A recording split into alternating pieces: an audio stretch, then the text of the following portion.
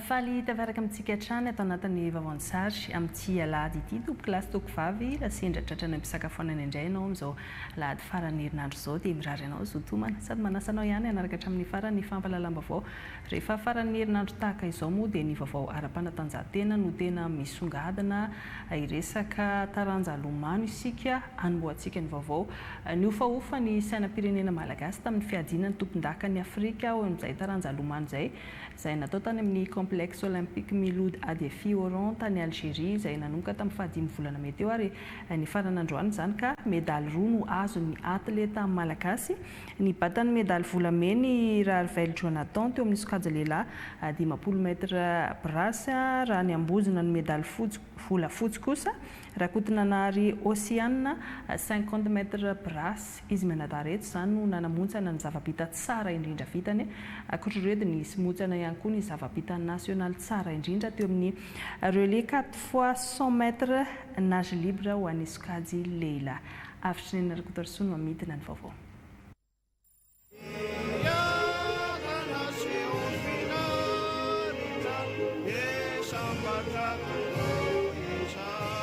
Sivy amin'ny 30 taona atao aorian'ny medaly volamena norombahany Bakora Tsifandriamanana teo amin'ny taranja lomano 100 metatra do tamin'ny Jeux africains tany Nairobi Kenya ny taona 7 i Jonathan Arvon Ravel no atleta malagasy faharoa ny ambozina ny medaly volamena teo amin'ny fifanana afrikanina ho an'ny taranja lomano atleta voalohany ny bato medaly io ho an'ny sokajy lehilahy 20 segondra sy 10 apazatony no nanaovan'ny Jonathan Ravel ny 10 metatra brasse tamin'ny fiadinan'ny tompon-daka ny Afrika andiany 70 tao amin'ny complexe olympique Miloud Adefi Oran raika amin'ny 30 apazatony teo alohan'ilay afrikana tatsimo Lanjo Oliva Nicolas io fepotona vitan'ny Jonathan Ravel io araka izany no zava-bita nasionaly tsara indrindra ankoatra ny Jonathan Ravel dia nibata ny medaly volafotsy irakotona na Rosiane teo amin'ny sokajy vehivavy 10 metatra brasse nanao amin'ny fepotona 3 segondra sy 9 apazatony irakotona na Rosiane no navita ny zava-bita tsara indrindra tamin'ny ity fiadinany tompon-daka ny Afrika andiany 7 ity teo amin'ny sokajy taona 9 ka hatramin'ny 7 taona io fepotona io ihany koa no zava-bita nasionaly tsara indrindra ankoatra izay dia nanamontsana ny zava-bita nasionaly teo amin'ny relais 4 fois 100 metres nage libre sokajy lehilahy ira miakatra Rive Franky Rakoto Betendry sy Madison aina oravaka ary andrepeny manana Bartine tamin'ny fepotona 3 minitra sy 7 segondra 20 apazatony ho an'ny Jonathan Ravel dia niavaka ny zava-bitany izy izay 20 taona monja mirefy 1 metatra sy 20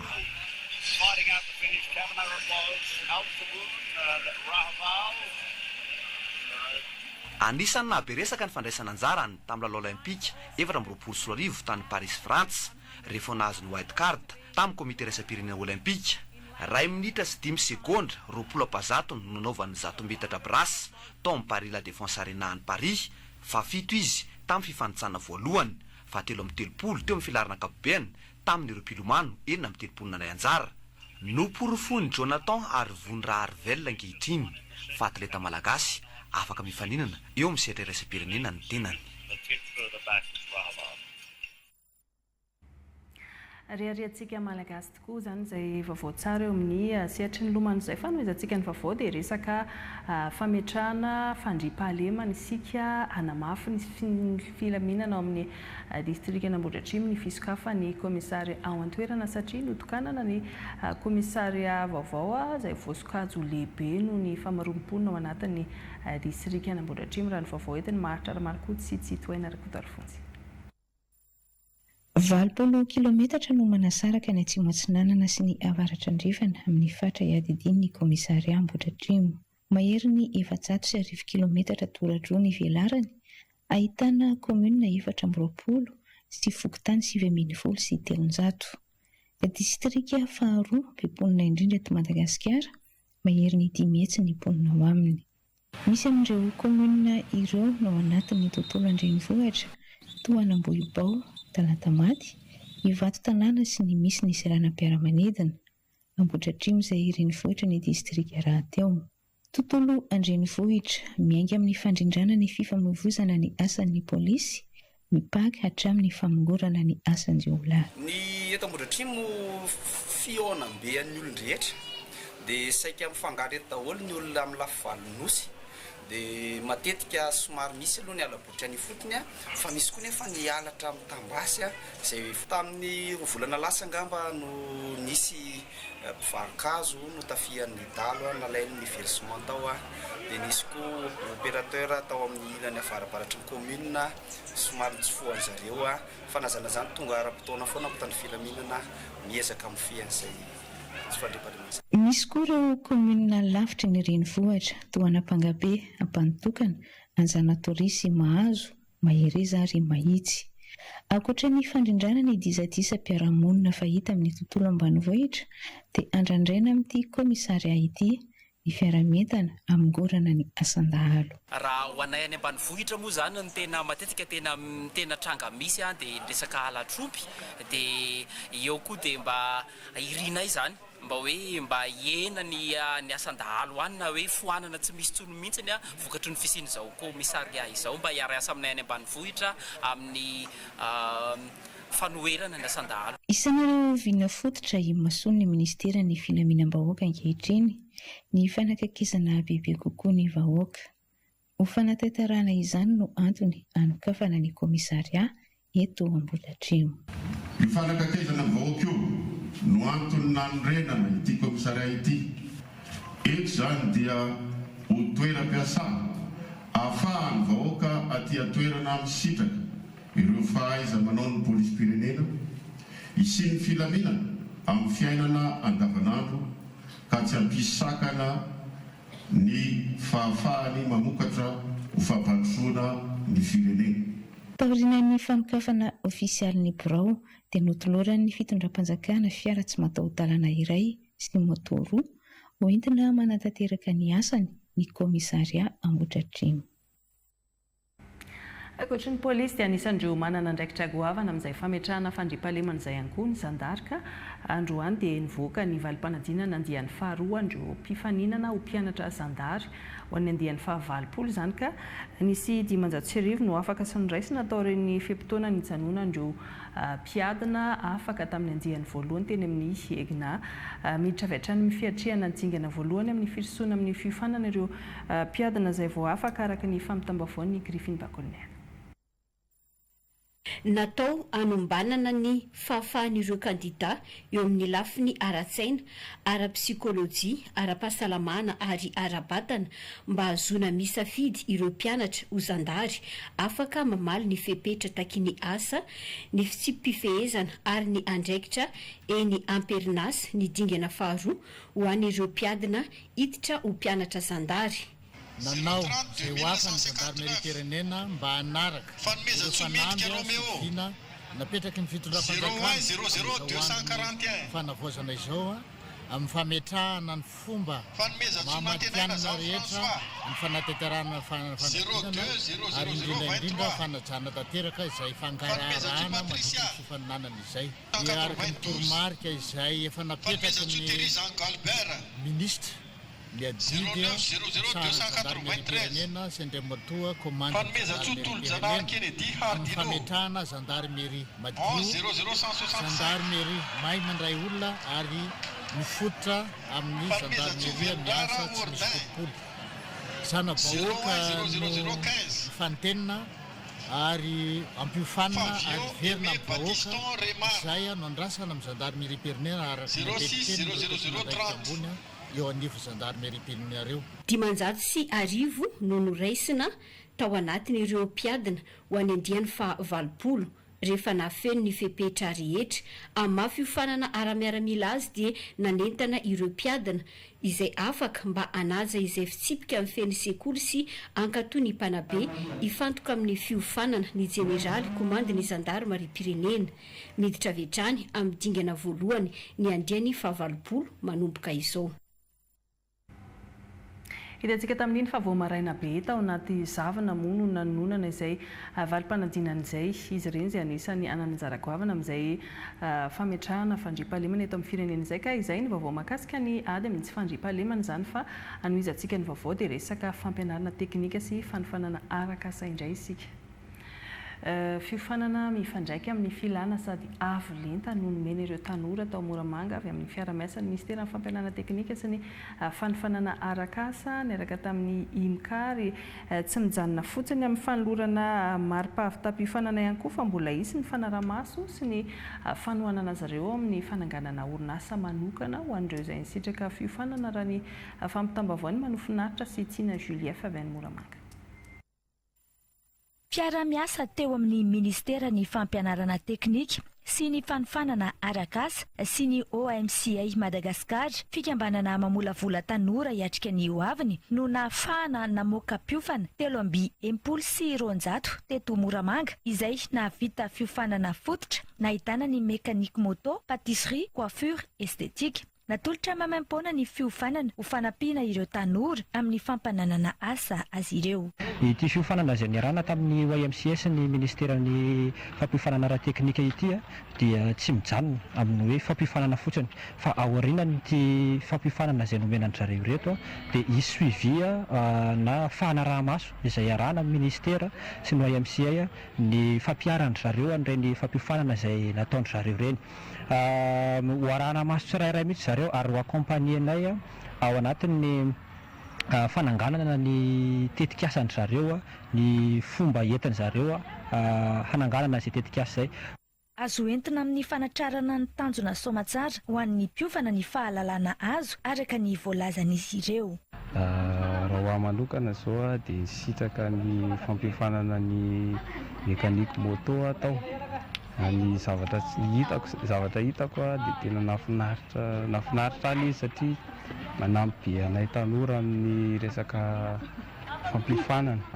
Na ataoko hoe tsy hoentiko amin'ny asa ary fa raha manana an'ilay fitaovana tahaka ny moto dia ilaiko kokoa ny mahafantatra ny mombamomba ny moto ananako.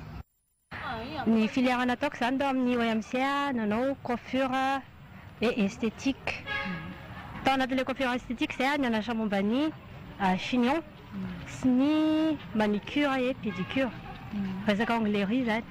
Dia ny tanjoko rehefa any aorianany rehefa ohatra manana matériel dia mba manangana entreprise kely. Ny fanohanana ara-pitaovana nataon'ny Ministeran'ny Fampianarana Teknika sy ny fanofanana arakasa no nahafahana nanao ny fampiarana nandritra ny fiofanana ka nahatotosa izany atsakany sy andavany.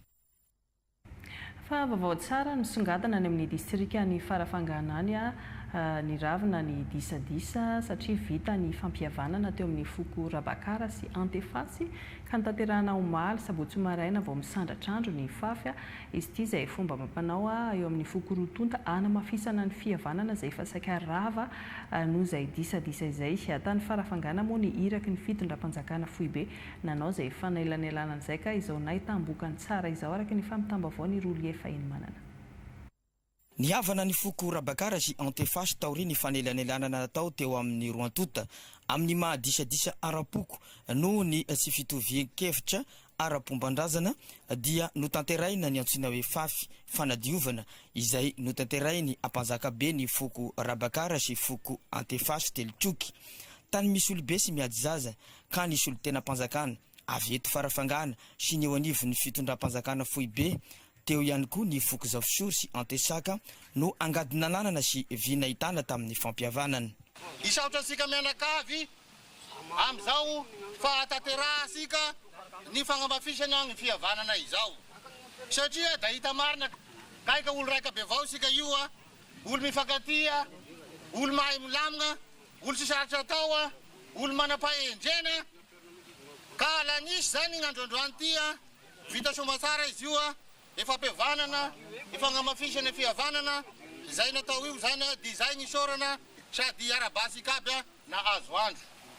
Faharoa magnaraka an'izay izy da nankataitsika me Zagnahary sy ny razany araka Sodrano nataony ampanjakasika teo igny da irosaka amintsika mianakavy ny fahasoavana amintsika tsiraidraiky aby ary da mba afaka an'izay aby ny disadisa fa ififakatiavana misy amintsika io da itoya amin'ity faritra misy asika ity mba isiny fampandrosoana indrindrandrindra moa amin'izao fotoagna zao dia dradradradраina hoe andro ny fanavaozana. ka raha nisy disadisa dia ho afaka anjay aby olakolana rehetrarehetra ka amin'izao andro ny fanavaozana izao a dia iavao avao koa sika mifosika mianakavy a ho feno fitiavana ka afaka anjay aby a rasy rehetra. Ankehitriny dia azo lazaina fa miravina izany disadisa teo amin'ny foko roantota izany.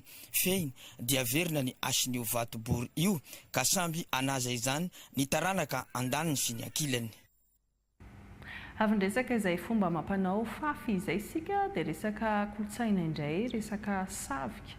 Nasarika olona maro ny fijerenany savika teny Ambatomirahavavy ka ankoatr'ireo Betsileo valivotaka eto Antananarivo izay nanome lanja manokana ity kolotsaina malagasy ity dia efa maro ihany koa ireo avy eto Andrenivohitra no anisany mankafy sahady izay savika izay araka ny fanangonana vaovao ny Kehitarivela. Mahery ny iray alina ireo mpijery savika tonga teto Ambatomirahavavy. Nasarika mpijery maro ity kolotsaina avy amin'ny faritra Moromania ity izay noentin'ireo Betsileo miasa simonina eto Andrenivohitra.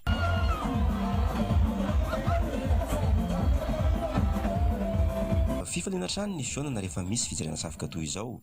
Vao maika ankafizan'ireo olona ny fisinombo masika izay manao savika.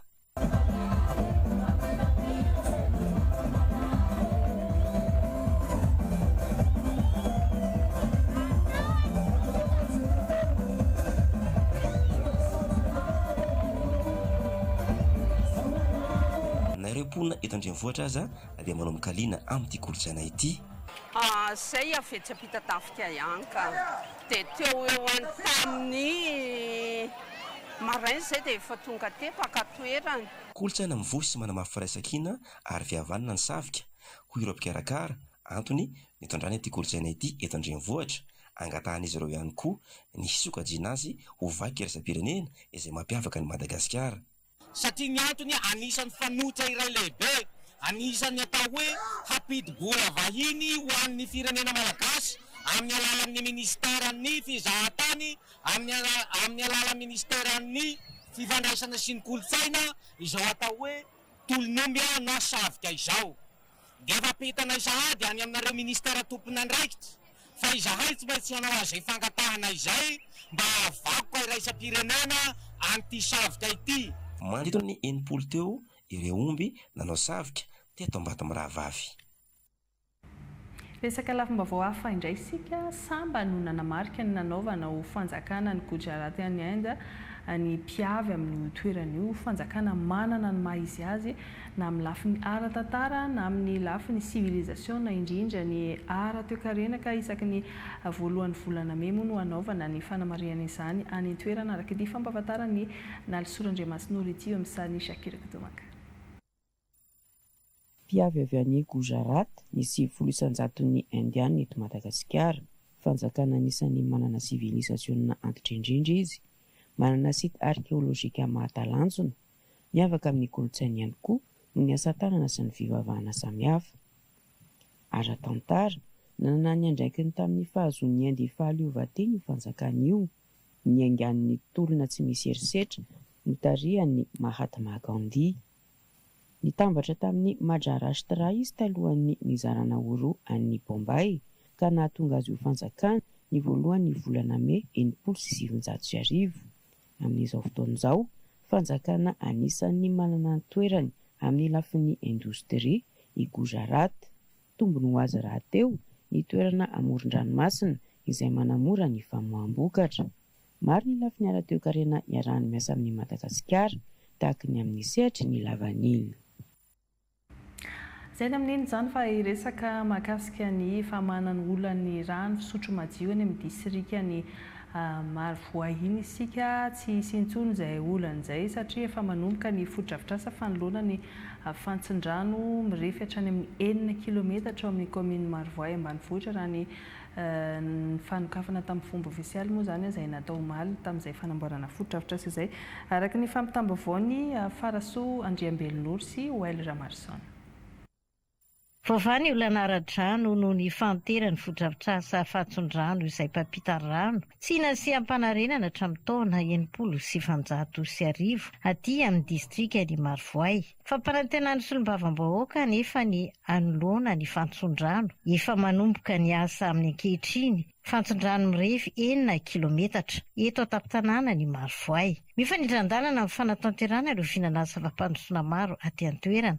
Dia tsy satra misaotra masolo-mavambahoaka ny tenako izay voafidy tato anatin'ny distrika Marivoay amin'ny Andriamatofilo sy ministra ny ministeran'ny rano izay namaly ny etetam-bahoaka ato anatin'ny distrika Marivoay satria zava-dehibe tokoa izao marika ny fampandrosoana izay etaetany mbahoaka tato anatin'ny distrika Marivoay no entsika tany amin'ny oktobra tao amin'ny anteny mera-pirenena ary izao dia namaly ny fanjakana ny fanombony asa dia natomboka androany anoloana izay tuyau 6 km ato anatin'ny commune urbaine ny Marivoay ville izay tena anisany nampikaikaika amin'ny vahoaka tato satria io tuyau io raha hitantsika efa tany amin'ny 1960 no nilevenany io tuyau io ary tsy ary ny solo mandraka androany dia voasolo izy io manomboka ny asa dia ilamina teo koa dia andro vitsivitsy dia nisy ny orinasa izay tonga hijery koa ny fanadiovana ny rano ato anatin'ny distrika Marivoay satria tsika hatramin'izay dia ny sotro rano mena amin'izao zany efa manao étude ireo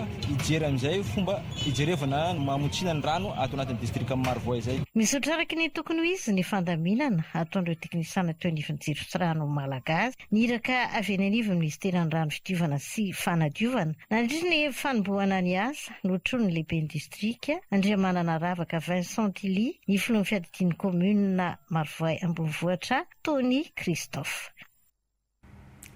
Vaovao mahakasika ny fitaterana manoloana ny fanampahan-kevitry ny fanjakana ny amin'ny ampiasana ny tompy fiantsoana ny taxi borosy eny amoronakona dia nanontany ny hevitrireo mpandeha androany ny mpanao gazety ny televiziona malagasy satria raha ny voalaza moa dia ireo kooperativa manana zotra mandeha amin'ny lalam-pirenena fahafito sy ny lalam-pirenena faharoa no hiasa eny ka tahaka izao ny hevitrireo mpandeha izay nanontany ny Ange Firabe Manakaja sy Enirina Rasolarzano.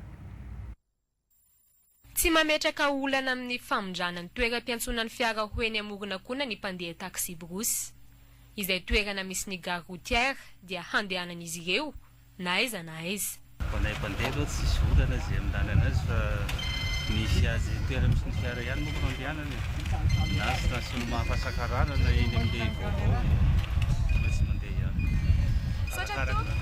Ie volona foana izay satria efa imolana ny sorana dia mandeha izay. Tahaka izao ny ety fahasakarana efa antitra ny foto-drafitrasa ahitana loto sy fako miparitaka. Ny hampiasany vahoaka foto-drafitrasa mendrika no antony hampiasana amin'izay ny tobim-piantsonana ety amoronakona. Foto-drafitrasa vita efa ho 10 taona lasa nefa tsy nampiasaina. Raha nampahafantarana teo anivon'ny ministeran'ny fitaterana moa dia ezahana ny ampiasana iny foto-drafitrasa iny mialohan'ny 20 ny volana Jonaka efa misy ny fanaovana ny appel manifestation d'intérêt isafidianana izay hitantana izany tompy fiantsonana taxi borosy eny amoronakona izany. Izay ny amin'iny fa hijanona eto Andrenivohitra Madagasikara hatrany sika mitohy ny ezaka ataon'ny commune Antananarivo Renivohitra ny amin'ny hanamafisana ny ady amin'ny fanorenana tsy ara-dalàna eto Andrenivohitra tamin'ny fahavalon'ny volana mety eo raha tsaroantsika tsara ny namoahana ny didim-pitondrana ampitsarana ny fanorenana tsy ara-dalàna anankiray zany etsy Analakely ka nanao be midina teny nanakatona ny toerana tsy azo idirana ny tompona ndraikitra ka fepetra tsy maintsy raisina ny fanatanterahana ny fanavaozana ny drafim-panajariana ny tanan-dehibe araka ity vaovao entin'ny vorara farasoa amintsika ity eo amin'ny sahany Joelson Andriaparana. Ny zoma lasa teo no natsahatra ny fanjakana tamin'ny alalan'ny didim-pitondrana navoaka ny commune Antananarivo Renivohitra ny fandrenana tsy ara-dalàna ataon'ny orinasa Baolay etsy Analakely. Fanapahan-kevitra manaisotra ny fahazon-dalana laharana 20 nomena tamin'ny 3 aprily 2024. Voalaza ao anatin'izany fa nisy fantarana trano natao tsy ara-dalàna ary tsy maintsy atsahatra. Voamarina fa fandrenana tsy nahazona lalana avy amin'ny commune Antananarivo Renivohitra izy ity sady tsy mifanaraka amin'ny lalàna momba ny drafim-panajariana an-tanan-dehibe. Ny ekipan'ny commune miaraka amin'ny polisy munisipaly sy ministeran'ny fanajariana ny tany no niaraka nidiny fotony nampitsahatra avy hatrany ny asa. Miantso ny tompona andraikitra andravany ampahan'ny trano efa vita ihany koa ity didim-pitondrana navoaka ny commune ity ary manome fepotona 30 andro antsinana navaozana ny taratasy fahazon-dalana mifanaraka amin'ny tena asa tao. Ny fandrenana tsy ara-dalàna izay raha malala fa fosotry ny fahatsetsema ny lakan-drano izay miteraka tondra-drano eto Andrenivohitra isaky ny fotoam-pahavaratra tsy maintsy nraisina ihany koa ny fepetra mba hitandrona ny endriky ny tanàna na Antananarivo. Nampitandrina ihany koa ny komina fa hiatra ny sazy ho an'ireo mbola mini manohy asa tsy nahazoana lalana eto an-drenivohitra.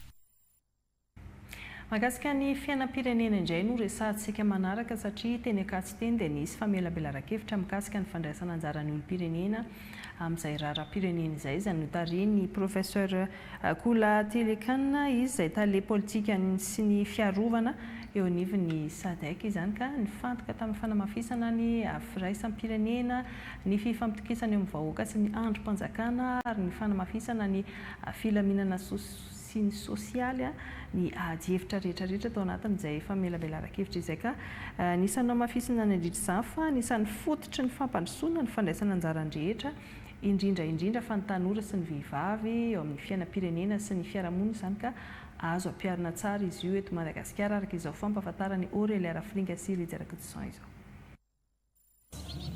Tsy marisika intsony ny vahoaka malagasy amin'ny fandraisana anjara amin'ny raharam-pirenena noho ny elanelana ara-pivelomana misy eo aminy.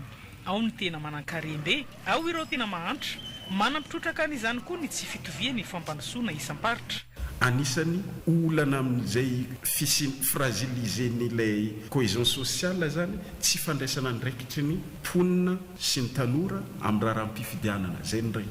Manaraka koa tsy mahatsaro tena ny vahoaka hoe tompona ndraikitra amin'ny zava-misy satria raha hifidy na hifidy ianao na tsy hifidy résultat tsy miova dia aleon'ny mponina mifantoka amin'ny fiainana andavanandro. Ny zavatra tokony renovelena amintsika eto Madagasikara dia lafiny tokony atao zany ny fifanampiana participation citoyenne, tokony formena zany ny vahoaka malagasy hoe hiditra amin'izany hoe participation citoyenne na amin'ny fifidianana io na amin'ny raharam-pirenena.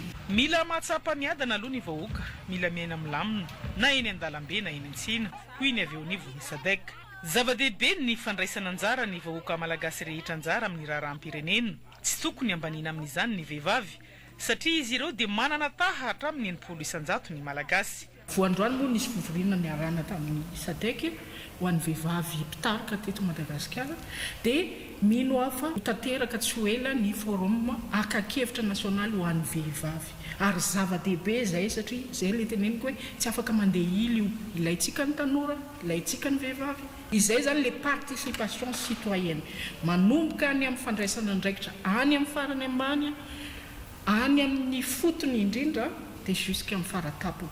Raha mifameno ireo zavatra ireo zany hoe ny aty ambony tsy manambany ny aty fotony dia marisika kokoa ny olona handray andraikitra. No amafisina teto fa tokony ampidirina bebe koa ao anatin'ny fanabeazana sy ny fampianarana ny soatoavina malagasy toy ny fihavanana, ny fifanajana ary ny fahalalam-pomba mba hanampy amin'ny fanorenana fiarahamonina mirindra sy mandroso. Tsy olana ho an'i Madagasikara irery izy ity hoy ity solitena avy eo anivon'ny SADC ity fa olana iombona ny firenena maro maneran-tany. Ny fomba hamahana izany no tokony hifantohana. Fa sarotiny amin'ny fampandrosoana ny faritra ny aviany ireo zanaky bongolava ka miady hatrany ny fikambanana mba ny zanaky ny faritra no hitondra fampandrosoana ao an-toerana. Izy ireo raha teo amin'ny mahatsapa ny maharary azy rehetra any amin'iny faritra iny ka tanteraka izany ankehitriny ary foana raha teo ny fizarazarana hatramin'ny sy ny fikambanana zanaky bongolava izay nampihavana. Izay moa no anisan'ny fantatra nandritra ny fihaonam-ben'izy ireo araka ny vaovao entiny Aurélie Raflinga sy Fanirikelyatra. Ny firaisan-kina no fototry ny fampandrosoana. Hita taratra amin'ireto zanaky bongolava ireto izany ankehitriny noho ny fampivondronana natao ny fikambanana zanaky bongolava eto Antananarivo. Raha taloha ny faritra bongolava nalaza amin'izany tsy fifanarahana ara-tsaina izany na eo amin'ny olom-botendry na eo amin'ny olom-bofidy dia eo kosa ny fikambanana zanaky bongolava afaka mampiavana, afaka mampiray, afaka mampirahina an'izay sehatra izay. Ny zavatra nezahany fikambanana foana hatramin'izay dia ny fametrahana an'ireo zanaky ny faritra amin'ireo toerana stratégique any tanàna mba tena hoe olona sarotiny amin'ny taniny no tonga eo mba ahafahana manafaingana an'izay fampandrosoana izay satria izay dia resy lahatra fa sarotiny kokoa ny tompon-tany noho ny vahiny. Maro ny olana izay sakana ao amin'ny fampandrosoana any an-toerana, efa miezaka ireo mpitondra mitady vahaolana ny amin'izany. ny lalana ny fandriampahalemana ary ny herinaratra. Misy ihany koa moa ny fitadiavana vahaolana mahakasika ny herinaratra izay tsy izoviana amintsika fa tena anisany hoe manaitra ny vahoaka izy ireny ary miteraka fahasorenana vahoaka dia miteraka fikorotana izany ny fiarahamonina. Eo ihany koa ny sécurité izay ateraka izay tsy fahampian'ny herinaratra izay dia eo ampitadiavana izay vahaolana izay izahay amin'izao mitady vahaolana foana isan'andro fitondram-panjakana amin'ny resaka tsy fandriampahalemana. Miara-miasa izahay amin'ny OMC ana-toerana, miara-miasa izahay amin'ny fiarahamonina, ny quartier mobile. Raha misy ny zavatra mampikaikaika ny vahoaka ny distrika Fianarivbe, indrindrindrindra re commune efatra tia antsana Fianarivbe dia ny lalana ampanitokana mahazo an'ireny vohitra ny distrika Fianarivbe. Izay lalana eo amin'ny 520 kilometra fa kosa tsy misy na créer taxi-bus mandeha amin'izao fotoana izao satria tapaka tanteraka eo andrefa Mangatany, ny commune Mangatany zany dia tsy afaka mandeha intsony na dia atao hoe reny 4x4 izay efa misotro reny. Tamin'ny 6 sy 3 arivo nisy entretien fazany. Izany atao hoe lalana RNT 36 zany. Amanarivony eo ny zanaky faritra Bongolava mila ravinahitra manerana ny nosy. Saika nahatonga solotena teto avokoa izy ireo nandritra izao lanonana fifampiarabana nahatratra ny taona 2024 izao. Efa eo ampivondronana ireo zanaky ny faritra mandranto fianarana sy mila ravinahitra any ivelany koa ankehitriny ny fikambanana. Fanana tanteraka hetsika ara-tsosialy ny fivamina ny fikambanany vadiny miaramila ao anatin'ny tafika anabakabaka izany ka anisany nahalianany maro ny nitily aretina glaucome nandritra izay hetsika izay. Indro ny fanadihadiany meva bodo arvono misany Jacques Kotomanga miresaka ny momba izay. Saika ny 5.20 isanjaton'ny malagasy no tsy mahafantatra ny aretina atao hoe glaucome. Aretiny ozatra ny fahitana izy io ary tsy mifidy taona fa mety mahazo azy io avokoa na ny ankizy na ny olon-dehibe. Manomboka mena ny maso no sady manahitaina ary mihena ny fahitana. Io ny fambara fa voan'ny aretina glaucome ny olona iray raha ny fanazavany dokotera nandritra ny hetsika fizaha-pahasalamana maimaim-poana no tarihan'ny fivami na fikambanany vadiny miaramila ao anatin'ny tafika anabakabaka. Hita ety an-toerana ety moa zany ny resaka fizahana fahasalamana samihafa sy ny dépistage. Ao anatin'izay ohatra ny fitiliana ny homamiada ny nono sy ny vositra an-jaza ho amin'ny vehivavy. Ao anatin'izay ihany koa ny fitiliana ny tosidra avo sy ny diabeta. Misy ihany koa ny fitiliana ny glaucome dia ny fizahana fahasalamana amin'ny ankabehany. Misy ihany koa ireo trano eva maro samihafa zany no mampiranty ireo vokatra momba ny fahasalamana sy ny fikarakarana ny vatana. Dia misy ihany koa ny atrikasa sy ny atrikasa maro samihafa momba ny fahasalamana sy ny fikolokoloana ny vatana. Dia eo ihany koa ny sensibilisation sy ny vaccin maimaim-poana avokoa moa zany izay hetsika izay hiadiana amin'ny aretina mpox. Andiany voalohany ity hetsika ara-tsosialy ity izay tafiditra indrindra amin'ny fankalazana fa 5.20 taona ny tafika anabakabaka. Izay ny maresaka eto an-toerana fa ho any ivelany sika marana ny vaovao tsy voatazona ny fiatoan'ny ady amin'ny Ukraine sy Russie tsy naka toy ny fifanarahana ny rana natao tamin'ny Donald Trump ny ankilany Vladimir Poutine avy nanao fanambarana nefa ny filoha Rosiana omaly fa mitsahatra tanteraka ny ady any Ukraine tahaka izao ny zava-misy ho tanteriny mamy Philippines Razafindrasady eo amin'ny sahany France 24. C'est une déclaration faite par Vladimir Poutine lors d'une conférence de presse. Nanao fanambarana teo anoloanan'ny mpanao gazety ny filoha Rosiana namafisy ny fahitsahatra aloha ny ady amin'ny Rosia sy Ukraine ary nanome toky fa hitondra fanampiana ireo firenena tandrefana. Mananontany ny fiafaran'ny ady kanefa mbola mampiahiainy zava-misy ho iatran'ity filoha Rosiana ity. Nanamarika ny fandresenany Allemagne nazi i Rosia ny afaka ny diabe natao satria tsy nisy fampisehoana irony fitaovam-piadiana mahirivaka irony eny fa na dia mafimafy ny fiarovana ny toerana nanaovana lanonana. Nisy ny parady militaire izay nataon'ny Rosia na dia anatin'ny fampiatoana mandritry ny 3 andro ny ady aza ary nankatoavin'i Donald Trump sy nampahafantariny andaniny sy ny ankilany ho fantatry ny rehetra izany. Etsy andaniny naneho fa tsy nahavoray tolo-kevitra avy amin'ny Ukraine mahakasika ny fanakalozana gadra izay tokony natao tanatin'izay 3 andro izay i Vladimir Poutine. raha tsy ahivina tsy farana ilay 3 andro fitsaharany ady eo amin'ny Rosia sy Ukraine raha tsy rahampitso alatsinainy. Ny tota mety herinandro ity ihany koa ny fampitiniana teo amin'ny Ukraine sy États-Unis mba hitadiavana vahaolana maharitra amin'ny fampitsaharana ny ady. Izay ny vaovao azo natolotra tamin'ity alahady ity toko lahy sy toko vavy fohifohy fainoana fa nahalianantsika tany atokantrano tany nanaraka izanatra mifarana ka dia ankasitrahana feno isika tsy misaraka amin'ny televizana malagasy aza mbola misaraka amin'ny televizana malagasy fa mbola maro be ny fandaharana mahalianantsika ny tena kosa mametraka ny mandra-peona aminao amin'ny zoma tahaka izao indray raha pitsontsika hiaraka amin'ny Irène Ravoloarmanga fandapeona ary toko lasy.